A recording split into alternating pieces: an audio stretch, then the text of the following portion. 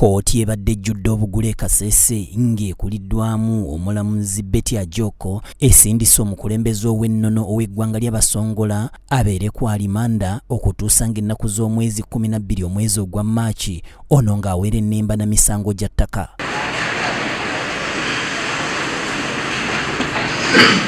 Ndahura Daniel Kasagama yasindikiddwa ku alimanda mu kkomera lya Mbuku okutuusa ng'ennaku z'omwezi 12 ng'aweera ennemba n'okwenyigira mu ndooliito ez'ettaka ly'Abasongola.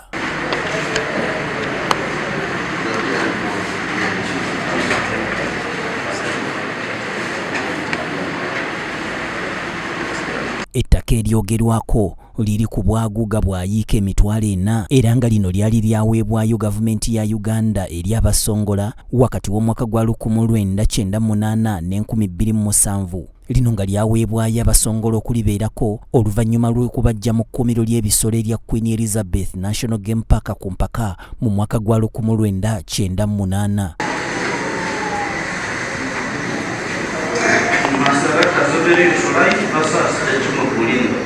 Oluvannyuma lw'okumusomera emisango gye, omulamuzi Ajok Betty atuula mu kkooti emanyiddwa nga Chief Magistrates e Kasese alagidde Ndahura Daniel Kasagama atwalibwe ku alimanda akomezebwewo nga 12 omwezi ogwa Maaci. Emisango gino gyongera okuwulirwa wamu n'okusala eggoye.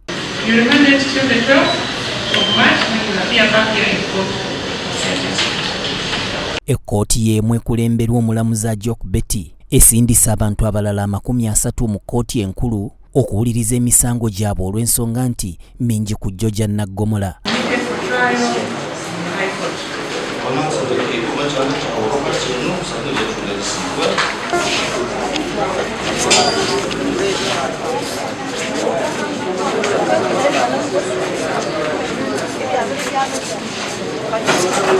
Abamu ku bawaabi b'abasibe bano balaze essanyu olw'ekikolwa kkooti ky'ekoze eky'okusindika abantu bano mu kkooti enkulu baweere ennembe n'emisango gyabwe kubanga ebikolwa bye byakola si bya buntu.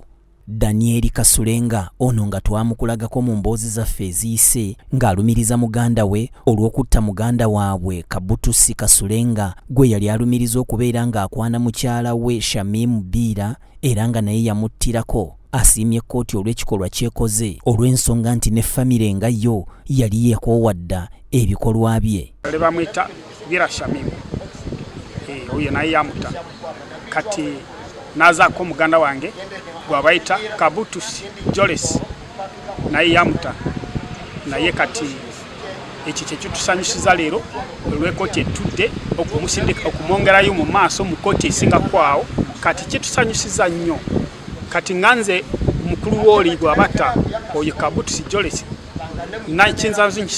kinyisanyusiza nnyo okuwulira ekkooti ng'emusindikayo mu maaso. Ono Kabutusi Joles yandekera abaana 9 abali alina mbalina mbali ewange n'omukazi gyali. Kati obwo buzibu bunene bwendiko saba ne gavumenti enyambeko kubanga ekyendiko ekyokubeera n'abaana 9 abatali bange nakyo kintu kinene nnyo sijja kusobola gavumenti naye enyambeko. Ye taata w'omugenzi Shamimu Biira eyali mukyala wa Kasulenga Jackson alabudde abo bonna abali mu famire ya Kasulenga abagezaako okugulirira abakungu mu ssiga eddamuzi nti balimba era agenda kugoberera ensonga eno paka nga kkooti esazeewo eggoye anti guluma yaguzza. Kale nga ne Kasulenga alina okusasulira ettemu ly'okutta muwala we. Leo koti imemsukuma kwa koti, kwa high court Toro. Leo nimeamua ndanunua akili yetu ya Rugabira, ndakuwa natembea mpaka kufika Toro kufuata huyu Kasulenge. Nataka Kasulenge huyu wajue namna Uganda inafuata kesi. Kkooti eno ewuliriza emisango egiri ku mitendera egy'enjawulo era ng'egy'obutemu gibadde 6, egy'okukabasanya abaana gibadde 8, egy'obubbi 7, egy'obuliisamaanyi 2, egy'okukusa abaana 2. Gino nga bw'ogigattagatta gy'emisango 30 n'abantu 30 abasindikiddwa mu kkooti enkulu kubanga emisango gino gyonna gya Naggomola.